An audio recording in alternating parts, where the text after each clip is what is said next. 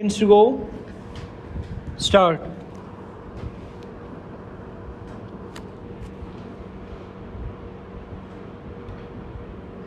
There cannot be any comprehensive definition of the concept of mental cruelty within which all kinds of cases of mental cruelty can be covered.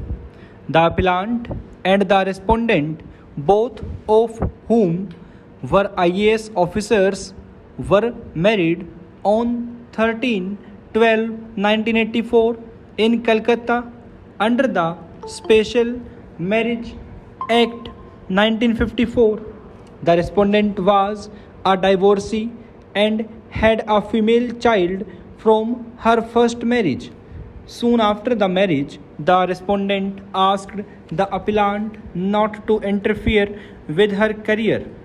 She had also unilaterally declared her decision not to give birth to a child for 2 years, and the appellant should not be inquisitive about her child and he should try to keep himself alone from her as far as possible. According to the appellant, there was imposition of rationing in emotions in the arena of love, affection, further planning, and normal human relations, though he tried hard to reconcile himself to the situation created by the respondent. The appellant and the respondent have been living separately since 27/8/1990. The respondent refused cohabitation and also stopped sharing bed with the appellant without any justification. The appellant was not permitted to even show his normal affection to the daughter of the respondent, although he was a loving father to the child. There cannot be any comprehensive definition of the concept of mental cruelty within which all kinds of cases of mental cruelty can be covered.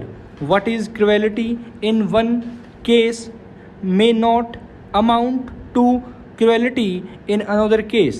The concept of cruelty differs from person to person depending upon his upbringing, level of sensitivity, educational, family and cultural background, financial position, social status, customs, traditions, religious beliefs, human values, and their value system. Apart from this, the concept of mental cruelty cannot remain static. It is bound to change with the passage of time, impact of modern culture through print and electronic media and value system, etc. The prudent and appropriate way to adjudicate the case would be to evaluate it on its peculiar facts and circumstances. There can never be any strack and straight jacket formula or fixed parameters for determining mental cruelty in matrimonial matters. Other matters, although no uniform standard can ever be laid down for guidance, yet the court enumerated some instances of human behavior which may be relevant in dealing with the case and cases of mental cruelty. One consideration of complete matrimonial life of the parties, acute mental pain, agony, and suffering as would not make possible for the parties to live with each other could come within the broad parameters of mental cruelty. On comprehensive appraisal of the entire matrimonial life of the parties, it becomes abundantly clear that situation is such that the wronged party cannot reasonably be asked to put up with such conduct and continue to live with other party, etc. Mere coldness or lack of affection cannot amount of cruelty.